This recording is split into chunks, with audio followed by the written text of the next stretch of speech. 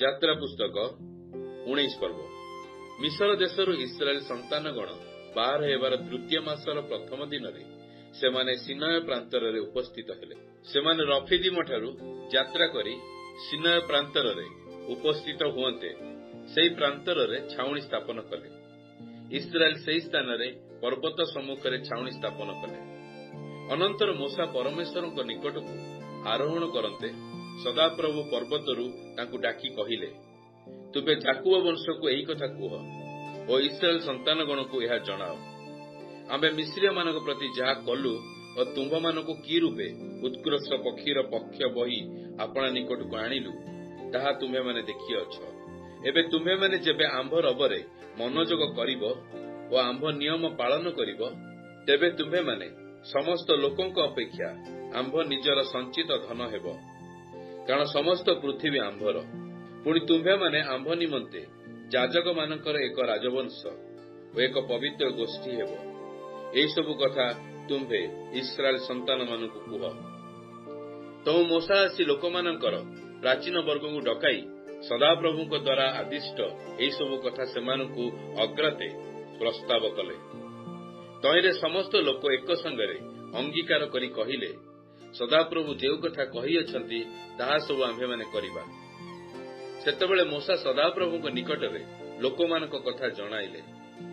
ତେଣୁ ସଦାପ୍ରଭୁ ମୋଶାଙ୍କୁ କହିଲେ, ଦେଖ, ଆମ୍ଭେ ତୁମ୍ଭ ସହିତ କଥା କହିଲା ବେଳେ ଲୋକମାନେ ଯେପରି ତାହା ଶୁଣିପାରିବେ ମଧ୍ୟ ତୁମ୍ଭଠାରେ ସର୍ବଦା ପ୍ରତ୍ୟୟ କରିବେ, ଏଥିପାଇଁ ଆମ୍ଭେ ନିବିଡ଼ ମେଘରେ ତୁମ୍ଭ ନିକଟକୁ ଆସୁଅଛୁ।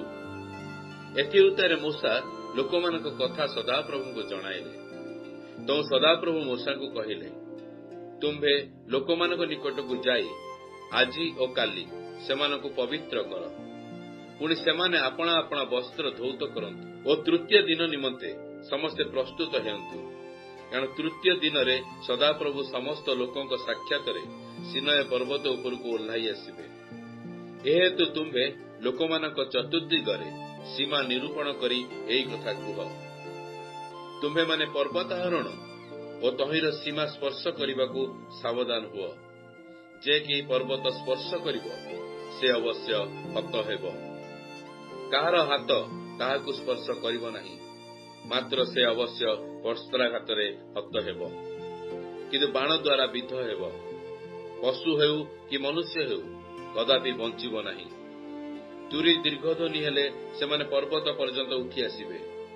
ଅନନ୍ତର ମୋଶା ପର୍ବତରୁ ଓହ୍ଲାଇ ଲୋକମାନଙ୍କ ନିକଟକୁ ଆସି ସେମାନଙ୍କୁ ପବିତ୍ର କଲେ। ପୁଣି ସେମାନେ ଆପଣା ଆପଣା ବସ୍ତ୍ର ସବୁ ଧୌତ କଲେ।